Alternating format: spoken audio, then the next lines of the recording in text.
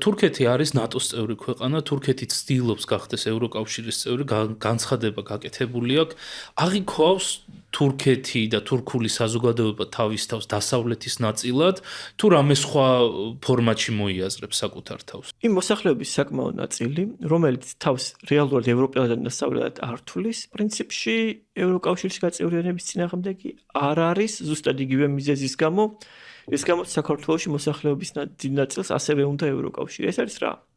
ჩვენი არ იყოს თურქეთშიც, პირველ რიგში იგივე გერმანიაში, ჰოლანდიაში და იქ სამუშაოდ წასული თურქების მოყოლილი ამბების წყალობით ევროკავშირი ყოველთვის გასაგებ ენაზე რომ ვთქვათ, კარგ ცხოვრებასთან ასოცირდება. კარგი ცხოვრება კი ყველას უნდა. შესაბამისად, ევროკავშირის წევრობა როგორც კარგი ცხოვრების ნარატივის ნაწილი ძალიან ძლიერია და მიუხედავად ამ პოპულარული ანტიდასავლური განწყობებისა, საბოლოო ჯამში თურქეთის მოსახლეობის საკმაო ნაწილი, სადაც თუ ზუსტად მახსოვს 60%-ზე მეტი, ევროკავშირში გაწევრიანებას მაინც ემხრობა, თუნდაც თავს რეალურად ევროპელად არ თვლიდეს.